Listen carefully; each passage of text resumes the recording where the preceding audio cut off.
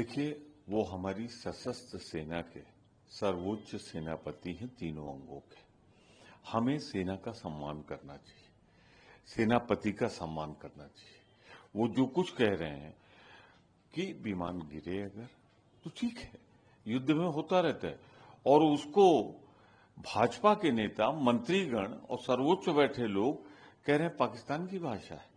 तो चलिए, राजनीतिक लोगों पे आप आरोप लगा लीजिए, वो तो आपकी आदत है झूठ बोलने की, पर कम से कम सेना का अपमान मत करिए, सर्वोच्च सेनापति का अपमान मत करिए।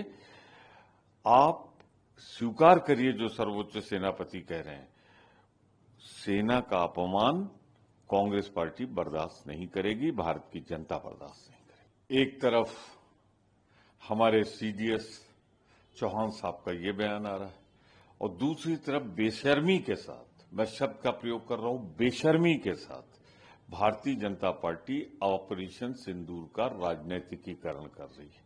सेना के शौर्य और पराक्रम का हम झुक के प्रणाम करते हैं, पर उसको भाजपा का पराक्रम बता देना, प्रधानमंत्री जी का कह देना, अपने ऊपर ले लेना, तो सेना का अपमान बंद करो। सेना के शौर्य की गाथा का राजनीतिकीकरण न करो।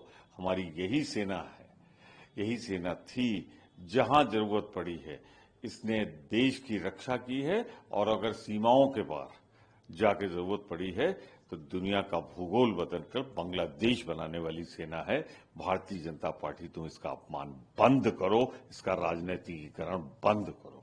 देखिए, वो पूरी तरह से न्यायिक मामला है। एक न्यायालय ने निर्णय दिया है, देखने में अनुचित लगता है तो उसे उसके खिलाफ अपील होगी। बहुत बार अपील हुई है, बहुत बार सदस्यता वापस होती है।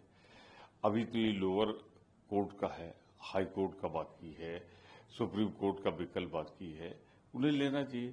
पर जिस तरह राजभर जी के विचार अलग है और सरकार के विचार अलग हैं, उससे साफ नजर आता है कि भारतीय जनता पार्टी सरकार में सब कुछ ठीक नहीं चल रहा है। दो तरह की विपरीत विचारधारा है।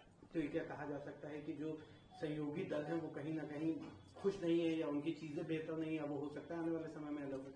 मुझसे क्यों पूछ रहे हैं? ये तो राजभर जी से पूछिए। राजभर जी तो जोर जोर से चिल्ला के कह रहे हैं कि ये गलत है।